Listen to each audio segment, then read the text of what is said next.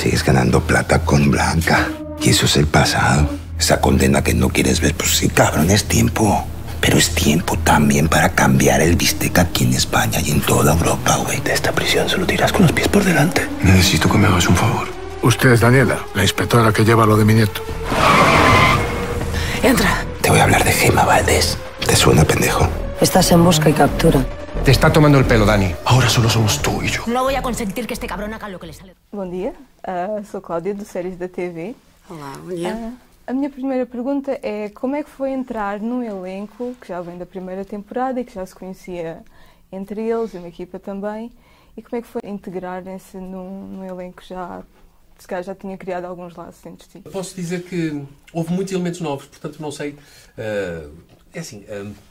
estas coisas são sempre muito relativas, mas houve muitos elementos novos. A Soraya, eu, o próprio protagonista, o Jorge López, portanto, não sei se os núcleos estavam assim tão criados, porque houve um destaque da primeira para a segunda série, para a segunda temporada. A não esquecer que a primeira temporada estava já escrita, planeada, não é, de uma determinada forma, porque está baseada em factos reais, e a segunda foi... completamente livre. Portanto, tudo é diferente, ou seja, não sei, eu não senti essa deslocação. No meu caso, foi fantástico porque eu estive a trabalhar com o José, que fazia na primeira temporada com a Lúcia Muniz, e, portanto, a integração foi muito natural e muito simpática por parte dele, ou seja, ele começa a fazer uma série com uma colega, porque nós fazemos os detetives, o espanhol e eu a inspetora portuguesa, e para mim, sendo um núcleo que é muito mais fechado do que aquilo que existe no universo da prisão, em que são imensos atores, nós temos um núcleo muito mais pequeno e muito mais íntimo, e portanto foi muito fácil trabalhar com estes atores, sim, da primeira temporada. Então, como estavam a dizer, as vossas personagens foram criadas de propósito para a série, não existem na vida real? Não, supostamente não. A minha também não. Sim, embora diga que a personagem, falando pela Soraya, que eu gosto de falar pela Soraya, é uma personagem típica numa série destas, não é? Polícia. Obviamente depois os contornos da personagem é diferente, mas a existência de um polícia numa série sobre narcotráfico, obviamente que é. E no meu caso, a minha personagem, numa prisão que faz parte de uma de duas pessoas que comandam a prisão, digamos assim, são os que mandam mais dentro da prisão. Se as pessoas querem proteção, se querem um pedido especial, etc., têm que vir pedir-nos a nós. Isso existe sempre nas prisões. Quem é que manda mais, não é? E as pessoas têm que escolher grupos, não é? Seja por etnias, seja por áreas de influência. E eu sou o patrão narcotraficante português que trabalha com um galego, e depois há vários núcleos. Há um colombiano, há um mexicano, há uma série de situações. Portanto, são personagens mais ou menos que existem mais ou menos na vida real, mas não neste caso especificamente. Mas é engraçado porque nós nunca nos cruzamos, porque o universo onde a minha personagem se move é fora da prisão. Portanto, estou a conduzir a investigação que tem como objetivo desmantelar a rede de narcotráfico, e vocês têm, parece todo um outro universo, não é? Que é dentro, o que é que se passa lá dentro. Infelizmente, mas e vocês são imensos, não é? Das prisões masculinas. Que é testosterona. É testosterona, muita. Há muita agressividade e há muito sempre, não é? Isto são muitos leões numa jaula. Mas e em relação à primeira temporada, pelo que percebo, a primeira temporada a história estava centrada em três personagens, não é? Protagonistas.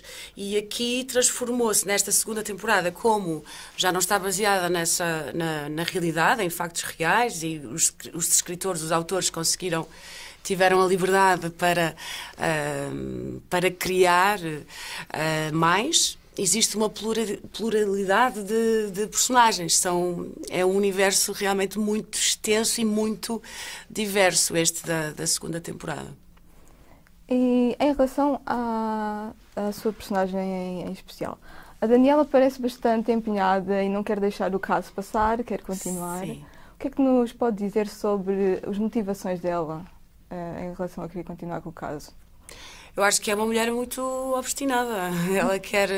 Ela acredita que é possível avançar neste caso do narcotráfico, que tem ali a porta de entrada na Galiza, e ela acredita que está aí um ponto-chave para ser trabalhado, e ela não desiste. Portanto, é uma mulher que realmente é muito focada, tem esse objetivo em mente.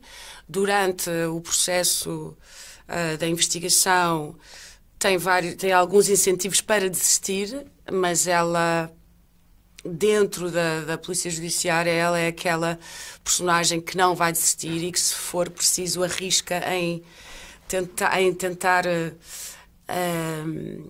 andar naquela linha ténue que realmente separa a lei do crime, e ela vai arriscar andar nessa linha, o que é bastante corajoso da parte dela, e eu acho que é isso que faz com que...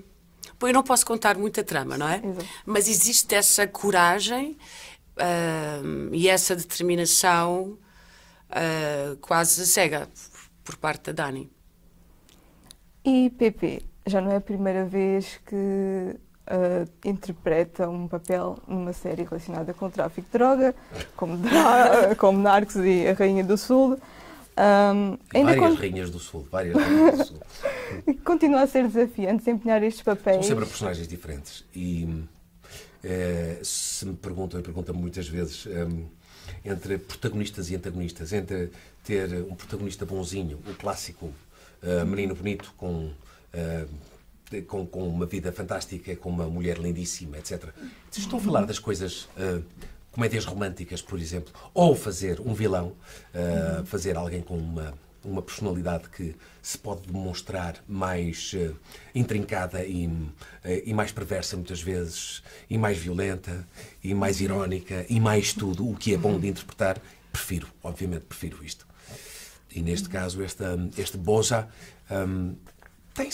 tem alguns tiques de poder, porque na verdade tem poderes.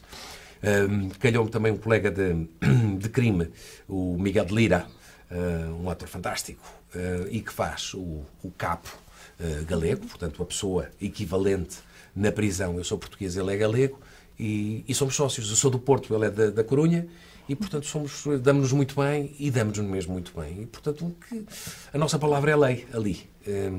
O que é muito interessante, estarmos a jogar também essas situações. Há muita tensão ali, obviamente. Há jogos de poder, e obviamente que a personagem protagonista vai se mover ali também e vai ter os seus jogos, não é?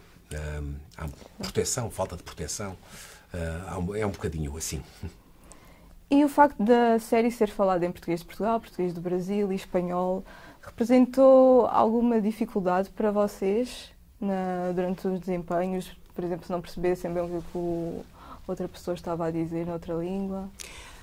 Olha, no meu caso acontece uma coisa muito interessante, que é, tenho muitas cenas entre o Jorge López, o Nando, e a Dani, e eu falo em português e ele fala em castelhano.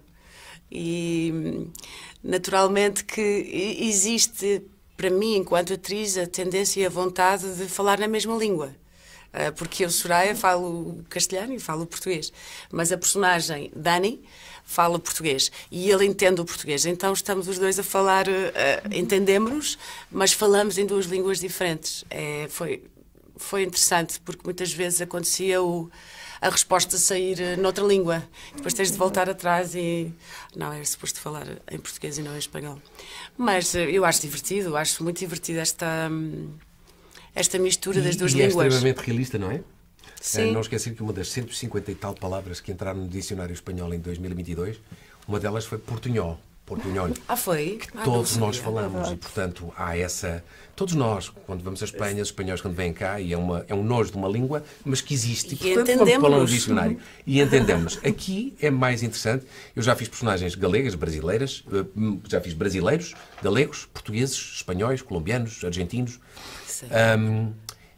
E aqui acho interessante falar cada um na sua linguagem e não fazer na sua língua e não ser esta mistura do portunhol. Até porque é verdade, sobretudo, a minha personagem é do Porto e as pessoas entendem-se perfeitamente.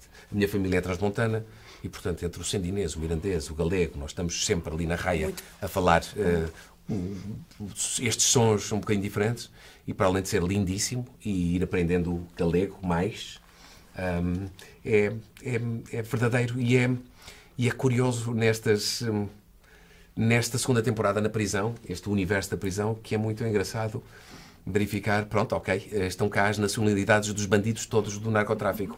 Portugueses, galegos, espanhóis, colombianos, brasileiros e mexicanos. Estes são os ingredientes e as nacionalidades que tem que haver numa prisão que tenha, sobretudo, narcotraficantes, não é? E é o que há na prisão. É fantástico. A direção de arte estava muito bem, os figurinos também. Ver, por exemplo, o núcleo colombiano, todos, também é típico, não estou a dizer nenhum segredo, mas ver os colombianos todos com a camisola da seleção da Colômbia é muito interessante, é muito realista e o ambiente que se proporcionou numa série de cenas na prisão pareceu-me extremamente interessante, realista e a tensão que havia foi muito bem desenhada, muito bem realizada e, sobretudo, muito bem escrita, que é o bread and butter, é aquilo de que nós nos alimentamos todos para trabalhar tudo o resto.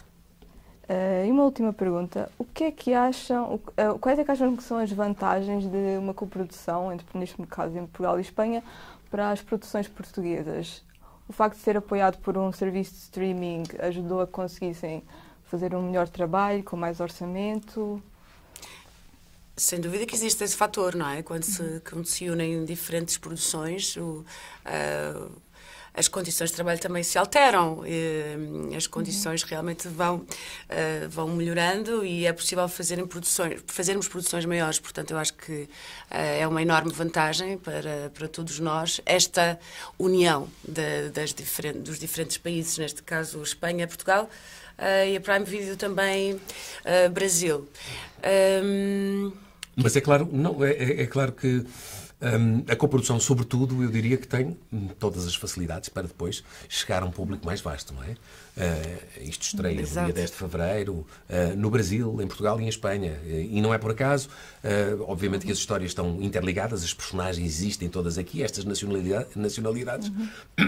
E, obviamente, que depois tudo isto permite divulgar o produto com muito mais facilidade. E nós sabemos que a primeira temporada, eu acho que foi exibida em 60 países, ou cerca de 60 países. Neste momento vamos estrear em Portugal, Brasil e Espanha, como tu dizes, no dia 10 de fevereiro, e depois existe todo um mundo de possibilidades e nós esperamos naturalmente que a série se expanda por vários países. Sim. Ok, muito obrigada. Obrigada.